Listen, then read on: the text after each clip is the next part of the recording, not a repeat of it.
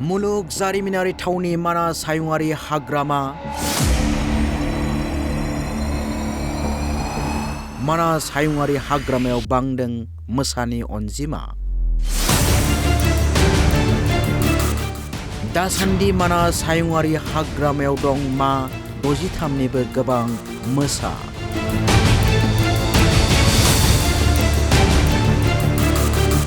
थांनाय समफोराव मानास हाग्रामायाव दावबायारिफोरा नुनो मोनबोदों मोसा,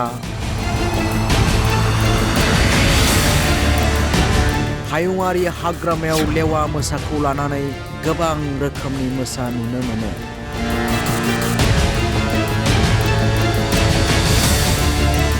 मोसा मावबिथांखि महरै मुंदांखा मानासाव समान समानै बांनो हमदों दावबायारिफोरनि अनजिमायाबो।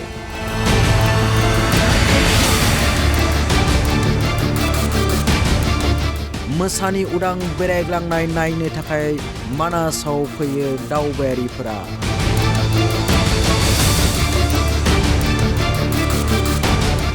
मानासाव मोसानि बेरायग्लांनाय गोबां नुथाय गावनि केमेरायाव सेबखांनो हादों टुरिस्ट गाइड सन्जु बर'आ।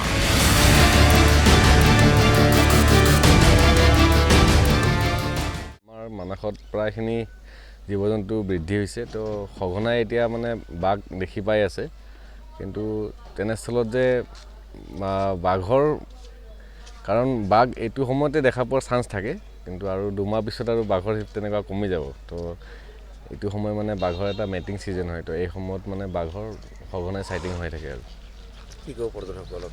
পৰ্যটকসকল এতিয়াতো আহিব ধৰিছে মানাসত, আৰু সকলোকে মানাসলৈ আহক বুলি আমাৰ ফালৰ পৰা আমি স্বাগতম জনাইছোঁ।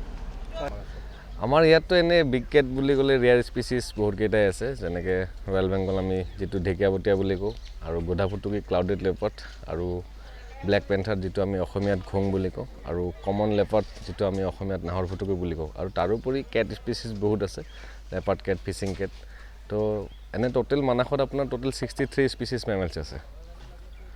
এইটো এতিয়া আপোনাৰ ভাগ্যৰ লগত কথা, আমি এইটো যে ক'ব নোৱাৰোঁ আপুনি ভিতৰত সোমাই গ'লে বাঘ সদায় দেখিবই বা সদায় ফটো পাব। তো কপালত থাকিলে আপুনি পাই যাব পাৰে, আৰু বাঘৰ কোনো ওলোৱা নিৰ্দিষ্ট সময় নাথাকে যে আপুনি বাঘ ৰাতিপুৱা গ'লে পাব বা ইভিনিং গ'লেহে বাঘ পাব।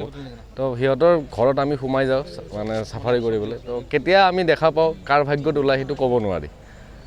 পৰ্যটক এতিয়া বেচিকেলিতো মানাস বুলি আহিলে মানাসখনক একচুৱেলি ব্যাঘ্ৰ প্ৰকল্প বুলি সকলোৱে জানে, তো সকলোৱে মানে বাঘ চাম বুলিয়ে সোমায় ভিতৰত।